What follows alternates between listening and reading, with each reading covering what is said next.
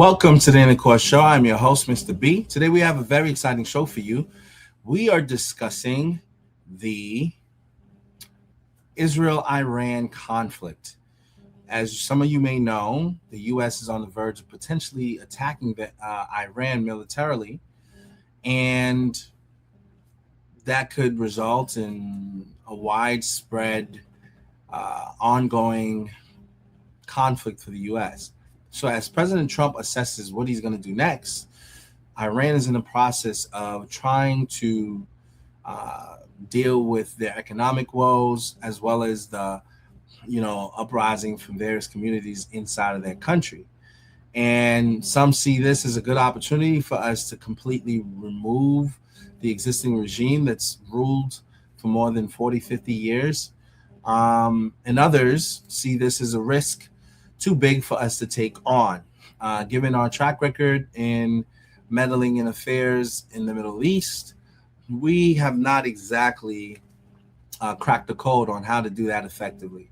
So that being said, today we're gonna review a video from a young man named Iron Descent. I think he was responding to a Nick Fuentes video, but I found the video to be very informative as he gave a lot of good context that kind of brings you up to speed as to where we are today with regards to this conflict between Israel and Iran. And so I feel the explanation will serve everyone well as they watch it. It certainly did for me. And we'll go along and kind of comment along the way. So without any further ado, let's jump right into the video. For years. And we're going to talk all about the current situation as it's unfolding. I do want to get in. As you know, I've been talking about this for years, and we're going to talk all about the current situation as it's unfolding. I do want to get into a little bit of the background here, because just like with Venezuela, you can't really understand the issue if you're looking at it narrowly. You can only really understand what's going on if you look at it broadly. And that means you need to know what is happening in that neighborhood, and you need to know the recent history. You need to know what has been going on. Well, why do I say this? So what is happening in the past few weeks are these massive protests. Well, they want us to believe they're massive. This massive popular uprising in Iran. Iranian protesters have taken to the streets. They are taking over government buildings. And the Iranian regime, which is paranoid and violent, is cracking down hard, shooting the protesters with automatic weapons indiscriminately, stacking up the bodies, thousands dead, internet blackout to break the back of the protest. This is the story. And now there are urgent demands for the United States to intervene on the side of the protesters. But how did we get here? We have to take a step back. As you know, I have been predicting this for a long time. In 2023, after October 7th, I said eventually Israel's campaign in Gaza and Lebanon and elsewhere will culminate in a regime change in Iran that will involve the United States. And I said that for many years. I've said that, I guess now it's two and a half years or something, whatever, 2 years and a few months.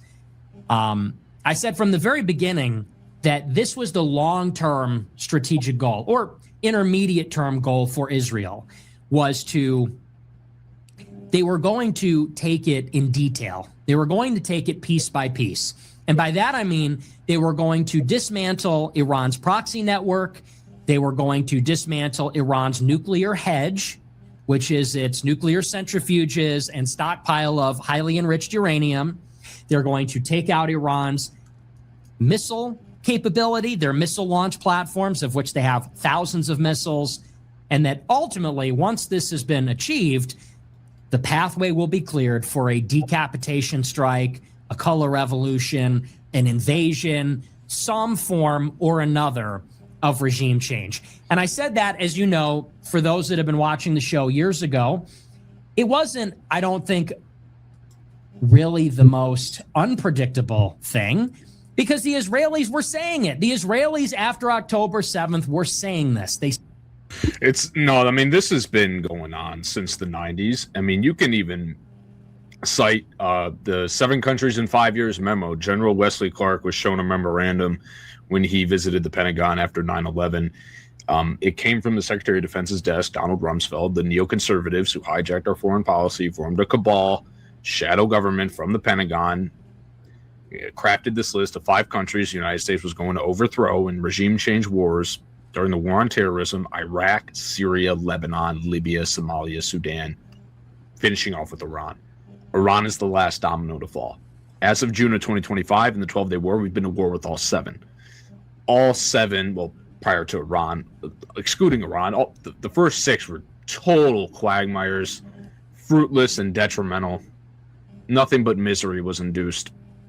And chaos, instability, sectarian wars strengthened these terror networks, deposed secular Ba'athist regimes, and left them in anarchy, civil war. There's jihadist hellholes all over the place, warring factions of jihad, profound damage, massive loss of life, trillions of dollars wasted, tens of millions of people displaced, trillions of dollars added to the debt, millions killed. That's the war on terrorism. The last domino to fall was Iran. The common denominator of all those countries is that they all support Palestine, and they're all enemies of Israel because of that.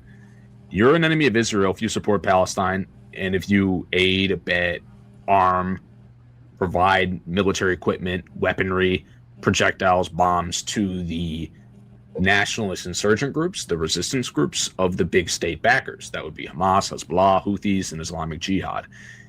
Iran was always had to go because that's the last domino to fall. That's the head of the snake. They always cite, they're the biggest state backer of terrorism in the Middle East, in the world, right? Because they have all these proxy networks that they aid. Like I said, the aforementioned groups, Hamas, Hezbollah, Houthis, Islamic Jihad.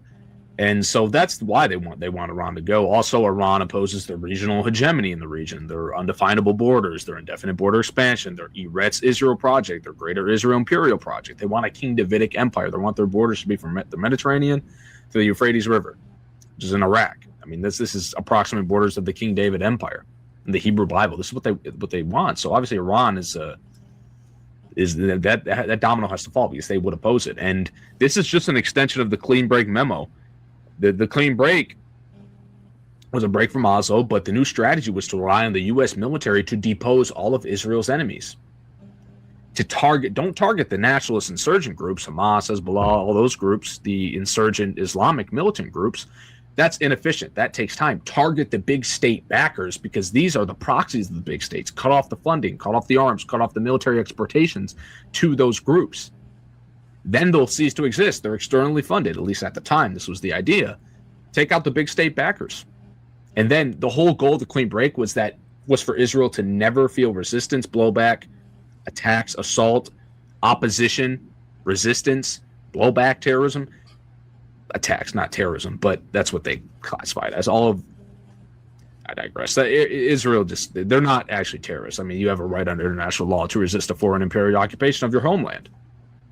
Okay, so they're actually not terrorists, but the Zionists control our vernacular and our vocabulary here in the United States. So they classify them as terrorist proxies.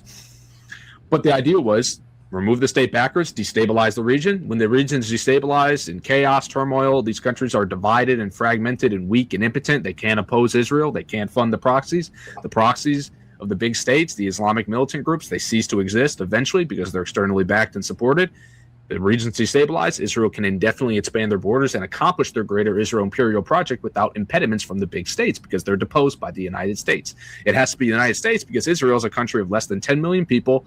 They have a smaller GDP than the state of New Jersey while being the size of New Jersey. They have no means of defeating all these countries on their own, despite their nuclear monopoly in the region.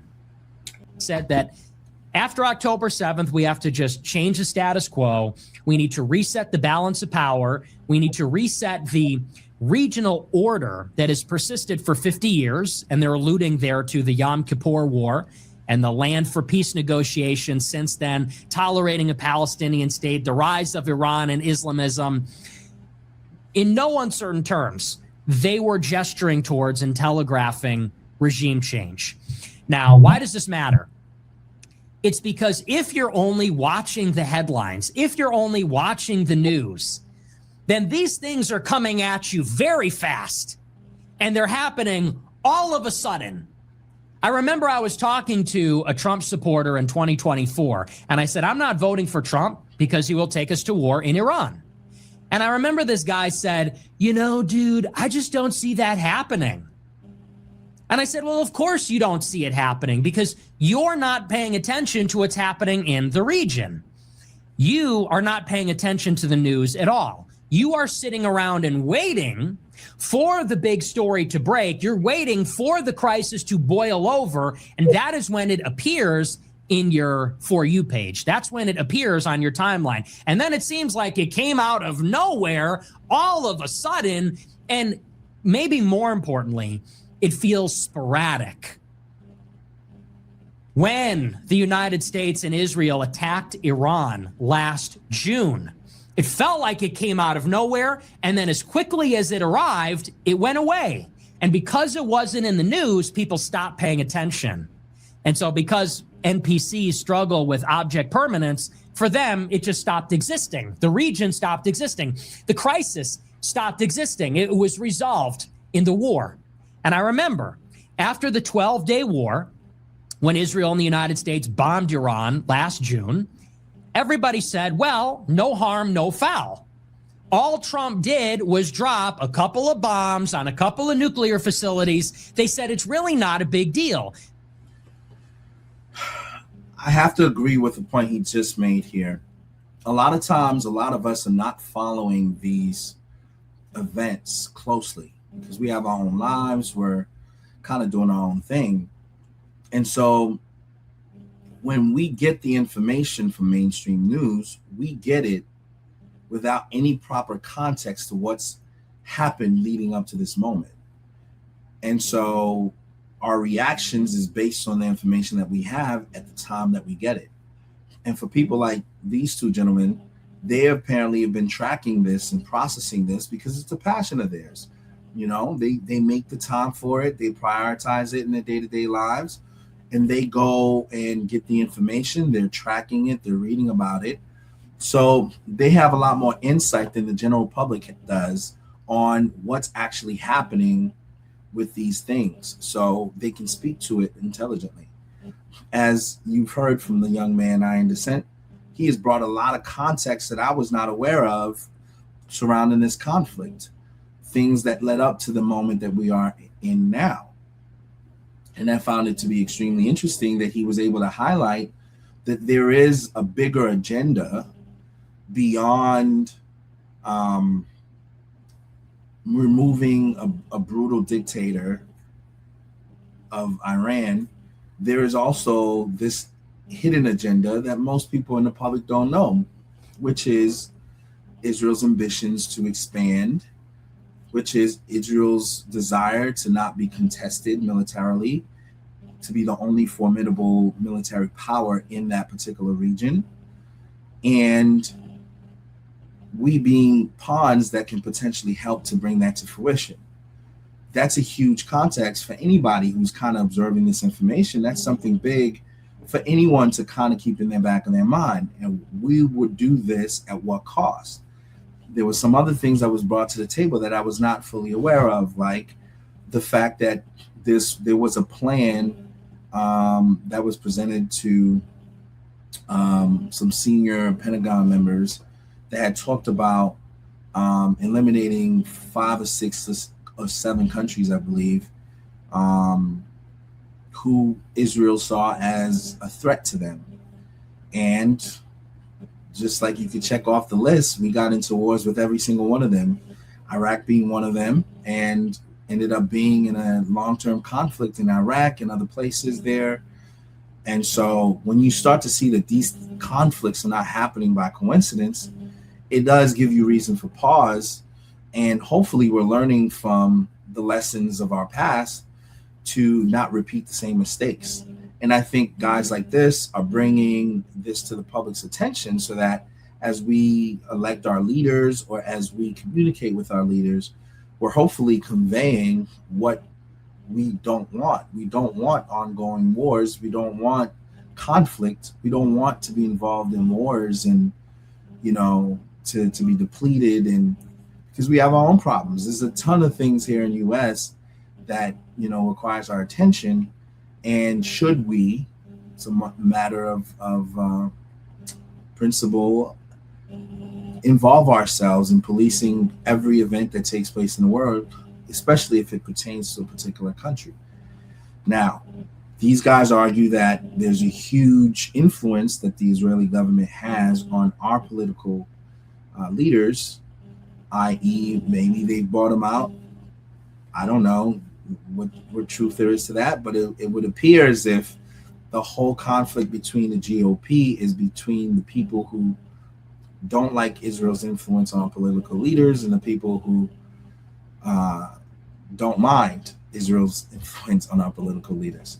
And so this is creating a lot of uproar, and we have midterm election, and Trump is sort of at the center of it all, where both sides are trying to convince him to either see it their way and not engage in any conflict with Iran and other people in that region, and others are saying Trump should. This is the opportune time to do it. So we don't know who's right. We don't know what may come of any military action we do take, but we do know that these are things that should hopefully caution us to not go in there blindly. They've raised some really good points so far. They said because this isn't a war and it's not nation building and it's not regime change, they said this was actually brilliant because it was a targeted, limited, restrained strike only on Iran's strategic hedge, its nuclear centrifuge, its nuclear infrastructure.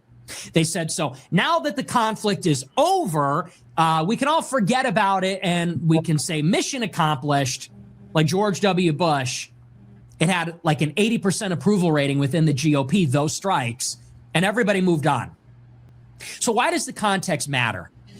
Because we have been at war with Iran for many years. Yeah, you can argue it started in 1993. Although our enmity with Iran pertains really to 1979 in November with the hostage crisis.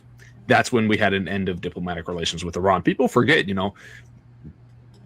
for about 8 months, from the time of the revolution when they overthrew the Shah's government, and around January or February of 1979, we maintained diplomatic relations with the Islamic Republic of Iran. Jimmy Carter gave the green light for the Ayatollah Khomeini, to return from exile from Paris, France. He was flown on a private jet. I don't know if it was private jet, but he was flown on a state-sponsored jet to Tehran to inherit the Iranian Revolution in the Islamic Republic of Iran. It only changed when the United States provided asylum, refuge, and medical treatment for the Shah. The Iranian students near our embassy in Tehran, they ransacked it and seized the embassy and took hostages. They tried to preempt our ability to, reinstall the Shah after we resuscitate him to full health, cure his cancer. Unbeknownst to them, though, he was a dead man walking. He didn't. I think he died early in 1980.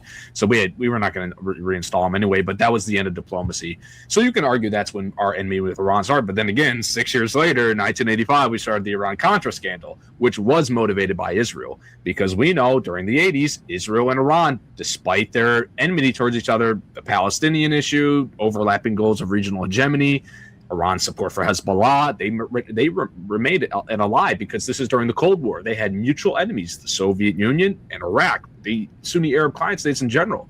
What's going on in the 80s? From 1980 to 1989, it's the Iraq-Iran war. The purpose of that war was to contain this revolution in Iran. The Shia revolution was very fervent, very zealous, very intense.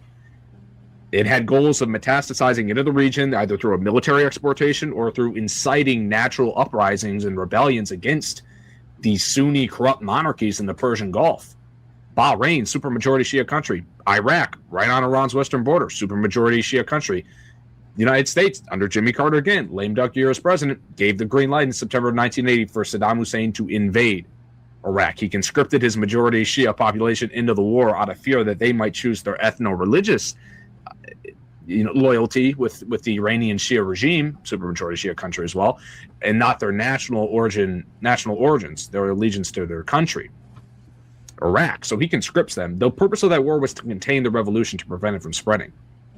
Israel and Iran had mutual enemies. Remember, the Arab states, the Arab League declared war on Israel May 14th, 1948, when Israel legally declared independence. Well, not illegally, but they fraudulently declared independence, and then the Arab League sent their militaries, formed the Arab Liberation Army, fought in the Civil War, and they were at war every decade since. Suez Crisis, 1967 Six-Day War, Egypt, Syria, Jordan, 1973 Yom Kippur War.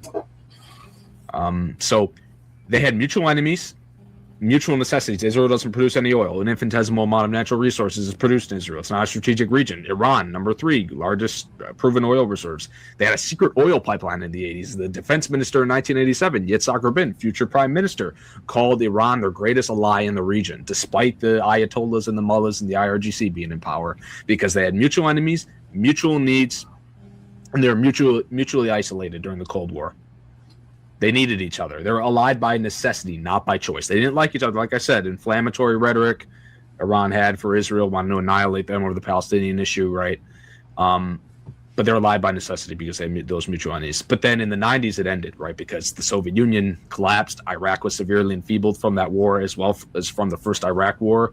The Operation Desert Storm with the United States, they were further weakened and enfeebled. So their mutual enemies were either collapsed, Soviet Union, or were severely weakened, like Iraq. So the relationship ended. And so it's a really good point. There's some jewels that you can kind of pull out of what he's saying. I wasn't aware at one point. I thought these guys were bitter enemies forever, but they wasn't. Apparently back some decades ago, Israel and Iran weren't that unfriendly to each other. It seems like when they had mutual enemies, the Cold War, during the Cold War days, and they saw Israel, the Soviet Union as a threat, they worked together or weren't at each other's necks because, they were addressing the bigger threat. And to me, I feel like that's a life lesson, right? The enemy of your enemy is your friend. Until your enemy is no longer around, and now they're your enemy again. So I think that's something that happens all the time. Someone is your friend until they're not. Until you guys ultimately want the same thing, the power, the influence, the spotlight, whatever. I wasn't aware. So contextually, I think it's important for us to see, the reasons, what are the motivating drivers that's causing this conflict to exist and to persist for as long as it has. And that's the ambition that it seems that Israel has of really controlling that area. Now, can you fault them for wanting to make sure that they're secure? I mean, I think it's also different too when you sit in an area where you're not threatened by people who want to sort of destroy you. You can have a little bit more peace. And I think for us as Americans, sometimes we don't necessarily view the threat because there is none. We're separated by oceans. We have good relations with our neighbors, the north and the south. So we're not threatened with what might happen to us. Whereas these people live in a whole different environment where all around them is a bunch of people who don't like them. So maybe they're taking steps to ensure their survival. And, if you were in that position, who knows that you might not do the same thing. So I do want to balance this, and I just sort of make it appear as if they're bad for taking the measures that they're taking. But at the same time, I think for me as a user and also for others, you should weigh in all the factors, especially before we decide to involve ourselves in yet another Middle Eastern conflict that may take the lives of our family members, that may take the lives of our friends and military service people, that may potentially affect our pockets, from our gas to the products that we get, to our stock prices, to our savings, our retirement, and also redirect resources, funding to a conflict that's happening abroad, thereby taking it away from things that could be invested here, and there are plenty of things that can be fixed here. So I think there's a lot to balance when it comes to these things. But I think the point that these guys are making is that it doesn't seem advantageous for us to involve ourselves in this time, and that we should tread lightly and be careful with regards to how we proceed.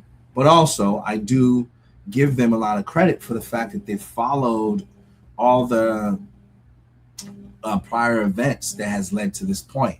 And I think that this video is insightful for that very reason, is that they're sharing the context that's led up to this point. That's when this began. That's when BB, as well as the Labor Party, started fomenting this lie that they're weeks away from scores of nuclear weapons that they're immediately going to use on a metropolitan city in the United States of America. That's to get us into a regime change war, because they know that's the only real existential security threat to the United States is the proliferation, possession, and use of nuclear weapons, or WMDs, because we're secured by oceans. We have two allies on our north and south border, and we have a Monroe Doctrine of 1823 that deters and attempts to prevent any act of colonialism, imperialism, militarization, influence in general from powers in the Eastern Hemisphere. So that's how they ally us in the war. And they did the same thing with the 12-Day War. Arguably, our present conflagration with Iran started in 2018. When Trump pulled out of the Iran nuclear deal. And where does the Iran nuclear deal come from? Where does that come from? It comes from 2015, when Barack Obama and John Kerry negotiated the Joint Comprehensive Plan of Action. They got Russia, China, UK, France, Germany, Italy, all the major players together as signatories to agree to relieve Iran sanctions if they give up some elements of their nuclear program and have some oversight and transparency about it. The JCPOA was signed in 2015. In order to get Iran to sign on to the deal and for it to be ratified, the European countries, as well as the Americans, promised to remove their sanctions. Iran signs onto the deal. The EU 3 countries, Britain, France, Germany, remove their sanctions. United States never removed the sanctions. Nick is correct. Iran has shown the willingness to barter away their nascent nuclear deterrent. They've never fully weaponized their program. They were at 60% in 2025 prior to the Isfahan, Fordo, and Natanz being bombed gratuitously. They were not enriching past it. They paused. The IAEA corroborated this.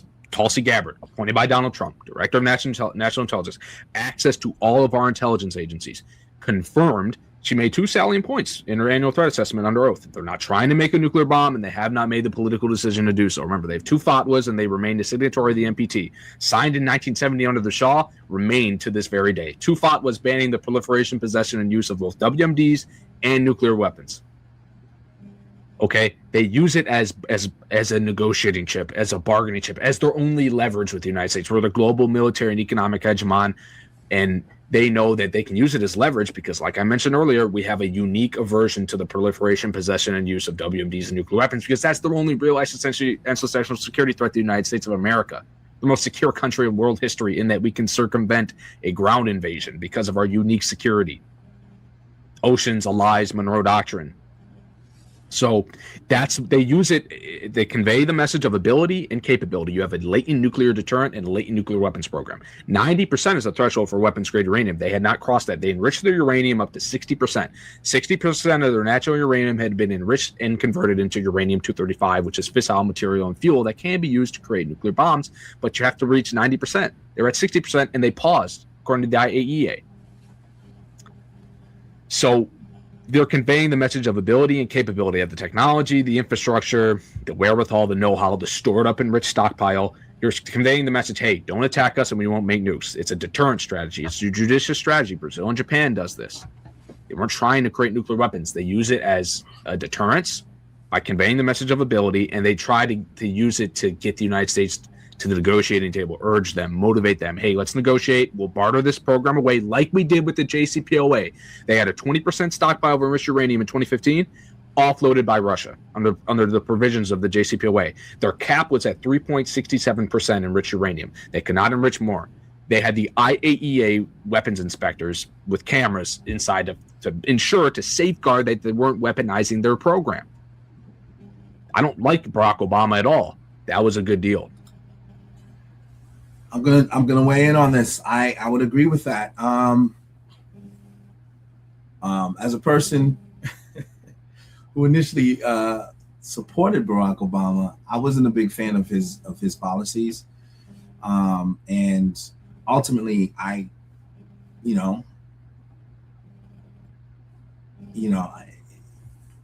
think idealistically, from a biblical standpoint, in terms of what my beliefs are, I didn't really support a lot of the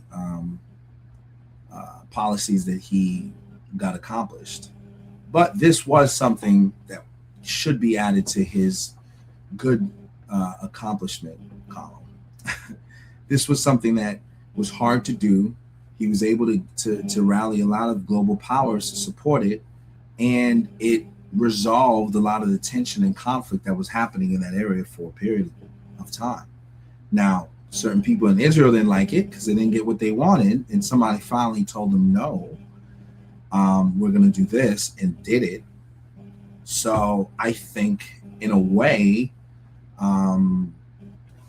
it was a positive because it prevented, it gave some assurance that this particular organization or company or country, I'm sorry, was not going to pursue or threaten, the existence of another country. And it was a way of sort of working out, somewhat of a deal that would have prevented any future escalation of conflict between the two parties. Now, he raised a good point in what he said, in that all these countries signed off on it, saying that if they took these measures, if Iran took these measures and stopped, their centrifusion and stopped, enriching their uraniums to the point where it could be used as a military weapon, that,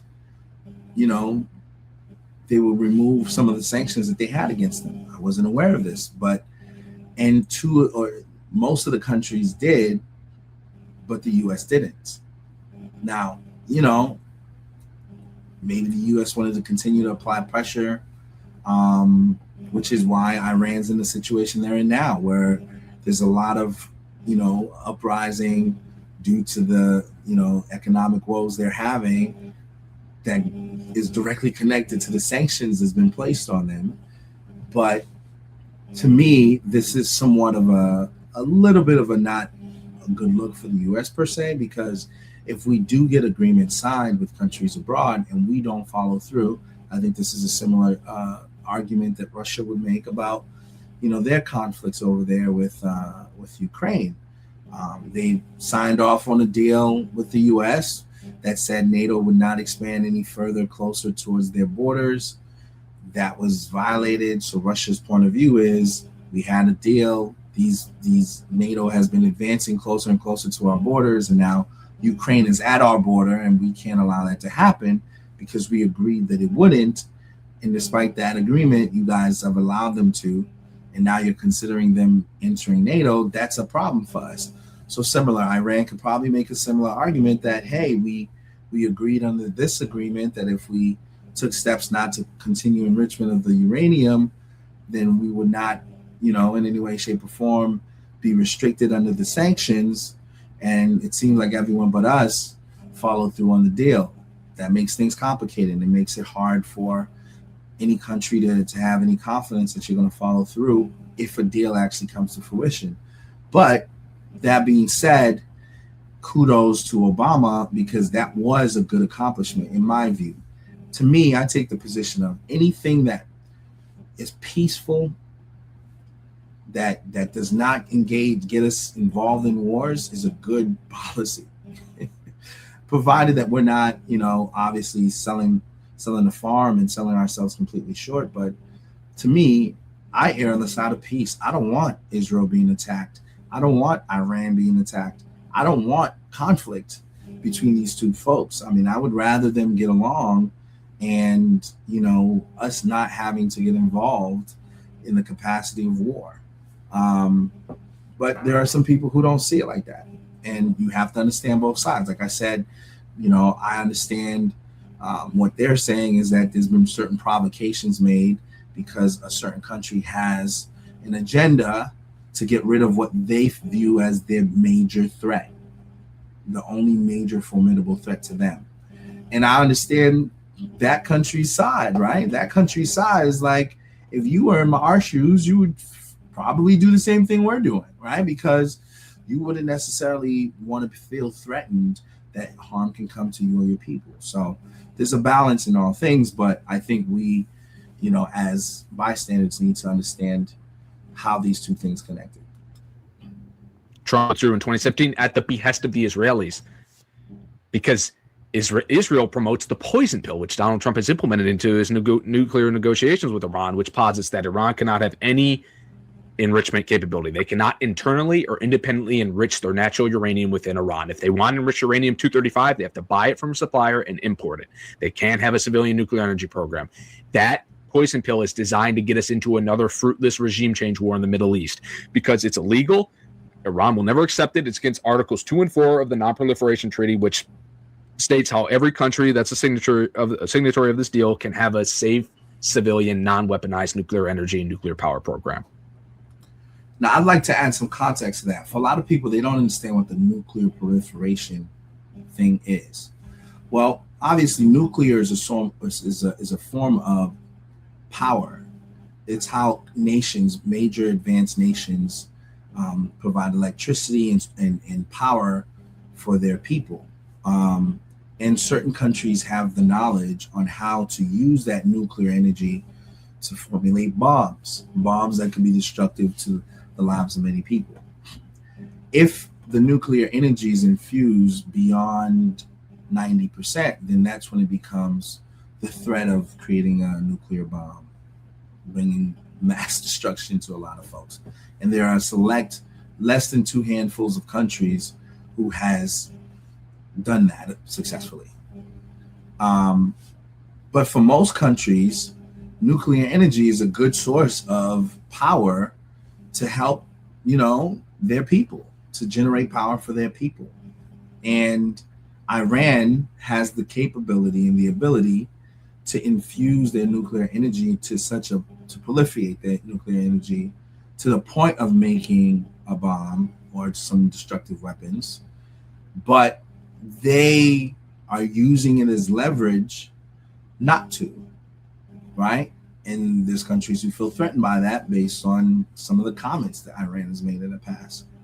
But as a country, they should have the right to be able to use nuclear energy for power, which is what they argue they're doing when they're, proliferating their nuclear energy. But there's an argument being made that they're weeks away from a nuclear bomb. That's how far they've gotten in the process. And so measures have been taken to stop that, including, killing people with that know-how and attacks against their facilities and things of that nature. And some people view that as a provocation towards conflict, and others view that as, the necessary steps to prevent a threat from growing into a bigger threat. But, a lot of people don't understand what this proliferation thing is. It's pretty much the ability of a country to use nuclear energy to provide electricity and power their cities and things of that nature. And some use it as a deterrent to make weapons so that other countries don't mess with them. And you can see why Iran would have an incentive to do both.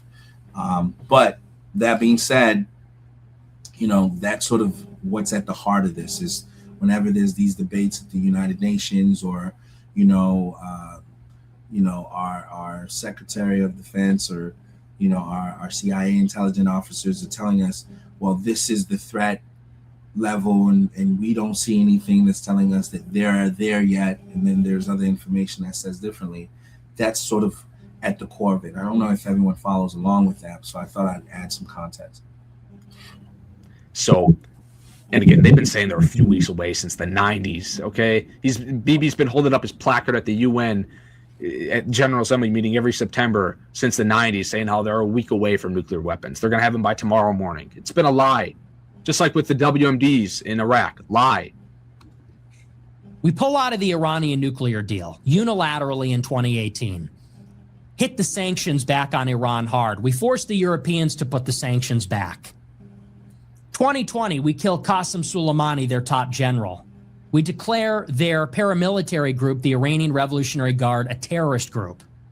And then what starts in 2021, 2022, it's actually just an escalation, is that Israel starts assassinating Iran's nuclear scientists again. And Israel starts launching cyber attacks on critical Iranian infrastructure. And Israel starts conducting industrial espionage in Iran, blowing up factories, some military, some commercial, blowing up ports, attacking their utilities, their power grid, all of their critical infrastructure. And of course, that fed into what happened on October 7th and Israel's systematic confrontation with Iran's proxies, and then ultimately Iran throughout 2024, and then in 2025 with the 12-day war. And now here we are again in 2025 with these protests and all this talk about bombing Iran. Yeah, they want to, like I said in the start of the video, Israel's goal, this is the clean break strategy. The goal is to be able to occupy, colonize, settle their own people, and ethnically cleanse the native Palestinians from the occupied Palestinian territory since June of 1967, West Bank, Gaza Strip, East Jerusalem, without the impediments, the pressure, the resistance, the blowback, the fighting, and the opposition from the nationalist insurgent groups and the armed resistance groups that are proxies of the big state backers, Iran being number one, the last country a part of the 7 countries in 5 years memo shown to General Wesley Clark after 9/11 in 2001 that we have not successfully removed the regime yet. The previous 6 countries, we were successful. This is the last domino to fall. That's why they vociferously want this. Because they don't want to face the pressure from the militant groups, Hamas, Hezbollah, Houthis, Islamic Jihad.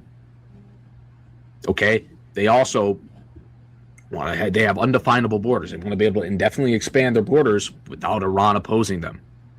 But they need the United States. It's the clean break strategy. Rely on the United States. Israel, you don't have the means to take out all these countries. You need the United States. But we were able to do it in the war on terror. That was our unipolar moment. It's a multipolar world now. We're $38 trillion in debt. We can't afford another fruitless, catastrophic regime change war in the Middle East. These bastards keep trying to get us into it. Because these people are Israel-centric. They're Israel first. All they care about is Israel. They see U.S. foreign policy through Israel's national interest. Okay, Iran is far more formidable than Iraq was. It's bigger population, mountainous terrain, much more formidable military, patron of Russia and China, advanced air defense systems. It's not ideal, and you're fighting thousands of miles away from the United States homeland with a country that poses no threat to the United States, that's seeking diplomatic relations. All they've ever wanted from the United States since the revolution: normal relations, security guarantees, sanctions removal. We will then offload our enriched uranium stockpile. We'll stay at a civilian nuclear energy purposes of 3 to 5% of our natural uranium being enriched, which then is used as fuel and fissile material within the fuel rods located within your nuclear reactors to produce nuclear energy and nuclear power, and we'll have no issues. We use our nuclear program, our latent nuclear deterrent, as a deterrent, but also as a bargaining chip to get the United States to say, hey, we want is normal relations, security guarantees, sanctions to be lifted. Promised in the JCPOA, never applied because of Israel. So again, if Israel wants to go to war with Iran, go to war with Iran. We're not helping you. They would lose that, but the trouble is they would then go nuclear if they're losing. We know that they will go nuclear, and that's the scary thing. Okay. Well, there you have it. That is the argument that's being made in the video. Obviously, we all gotta make our own minds about this. What is the right way to approach the situation? And, how do we rectify, this particular issue peacefully without there being an escalation of military attacks or things of that nature? Again, I wanted to provide some insight on this particular conflict because a lot of people don't really follow everything pertaining or surrounding this particular issue. They just see the headlines. They see that the U.S. is on the verge of doing something, and they don't have the background information. So I thought this was an interesting video to review and to kind of go over just to provide some context. That being said, I do encourage you guys to like and subscribe to the channel. If this video was helpful to you in any way, certainly leave your comments, share it with with your friends and family, and also, weigh in on the discussion. Your voice does matter, and it can create the change necessary. So weigh in, and hopefully things will work out in the end. That being said, as a Christian, I'm going to remain prayerful that peace will prevail, and that this situation will not get out of hand, and that Trump will be able to navigate it wisely, so that there isn't many loss of lives or costly repercussions to us. So that being said, I thank you guys for joining the show today, and I ask that you have a blessed and productive day until we meet again. All right, have a good one.